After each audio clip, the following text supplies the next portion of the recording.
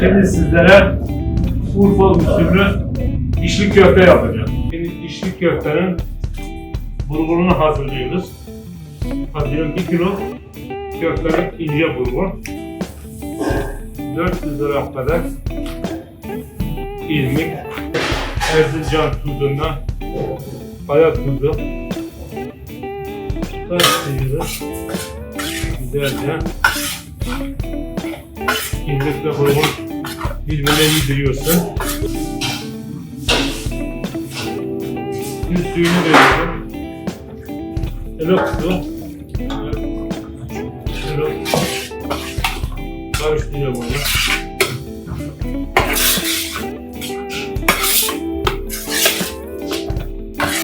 Islattıktan sonra bulgurumuzun 1 saat dinlenmesi lazım. Bulgurun iyice şişmesi lazım. 1 kilo 200 gram soğan koyuyoruz. Bunun soğanı gayet kare şeklinde olacak. Hızlı doğramayacaksın. İnce bir kalın olursa olmaz.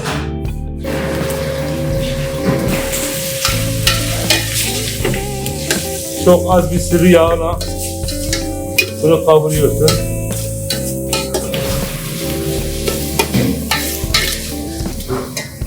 Bu dana kol tek çekim yağsız. Şimdi 1 kilo 250 gram soğanı var. Soğanı ayrı kavuruyorum.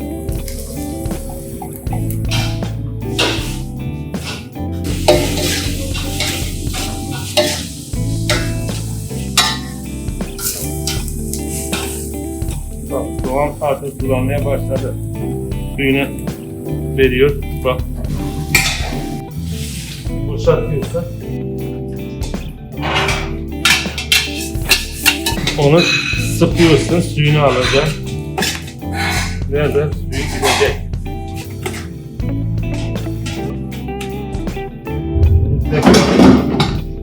Şuna katıyoruz. Soğanın suyu. Bu içli köfte giderse tadı çok acayip kötü olur. Kıymayla kavuruyorum, yediriyorum onu tekrar. Bak burada 1 kilo 300 gram soğan vardı. 1 kilo kıyma vardı. Bak soğanlar hepsi hemen eşit. Çünkü çok ince olursa hiçbir tadı özelliği olmaz. Şimdi bir 5 dakikada böyle pişireceğiz, kavuracağız. Kıymayla soğanımız kavruldu, hazır. Şu an çok güzel bir görünüm verdi. Kavurma gibi oldu. Şimdi elde aktarılmış cevizimizi katıyoruz. Tek elde aktarıldı. Cevizi. 100 gram ceviz 1 kiloya. Ondan sonra bir tutam su. Yani böyle her yılda. Bir tutam pul biber. Kendi özel hazırladığım baharatı atıyorum. Bir tutam da tarçın, yani bir çay kaşığı ucundan tarçın. Bir tutam kimyon. Ondan sonra reyhan. Reyhan çok güzel yakışıyor. Reyhan. Böyle önüne ovalacağım. Reyhanın bu çöplerini alacaksın.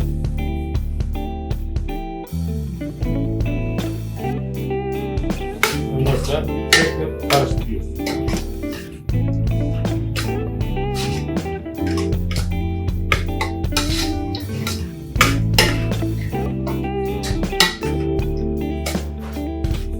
İşte mis gibi bol cevizle, zaten cevizler görünüyor.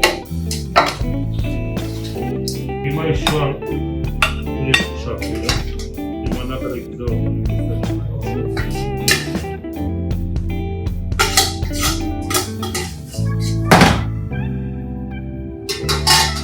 Tepsiler dinlendireceksin. Soğuduktan sonra bir 10-15-20 dakika dolapta durması lazım. 200 gram kadar un ve 50 gram kadar nişasta kullan.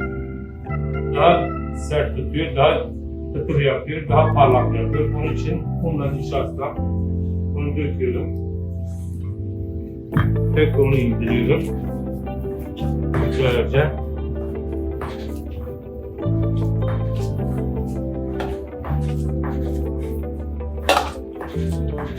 Şu an yumurtasını kırıyorum. Önce bir tane kırmıştım. Şimdi onu yediriyorum.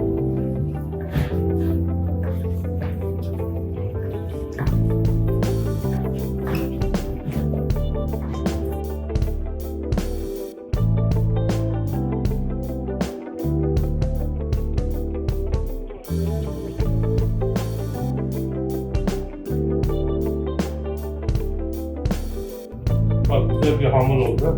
Bayağı bir kırma, çatlama, patlama yok. Bunu yine bir konuşuruz. Dinlenmez daha böyle. Bayağı güzel bir hamur oldu.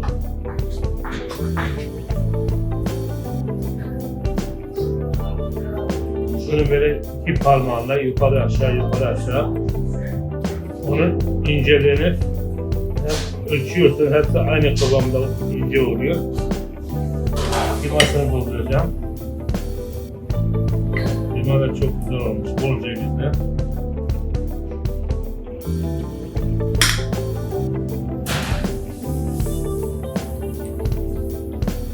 Onu böyle yavaş yavaş toparlıyorsun. Öne doğru.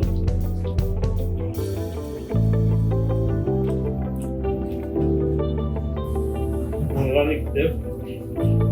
Herhangi bir katkı madde yok. Urfa usulü içli köfte, bol cevizli.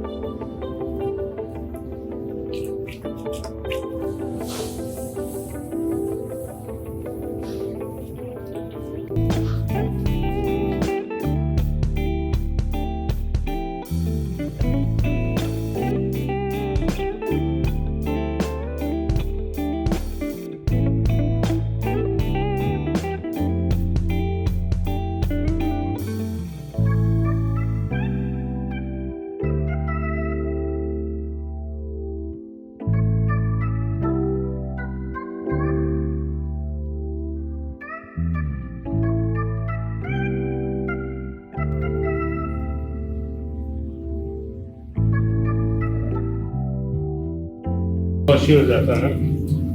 Yağımız kızdı, kontrol ettim. Kapatıyorum. Hafif sarıyorsun, yapışmasın.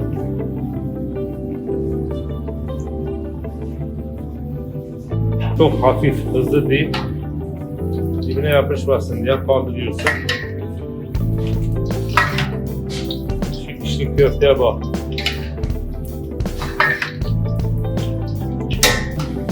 Kabımıza çıkarıyoruz. Süzerek çıkarıyorsunuz.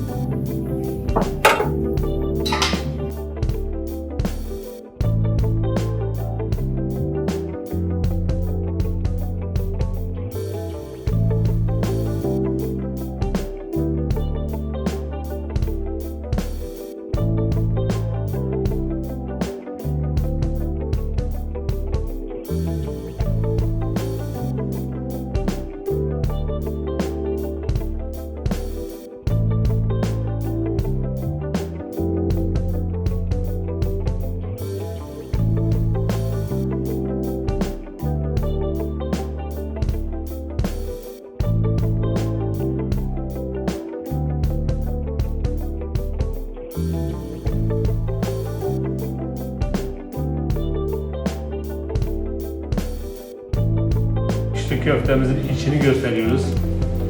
İçini, bak içindeki yağlar tereyağı mis gibi.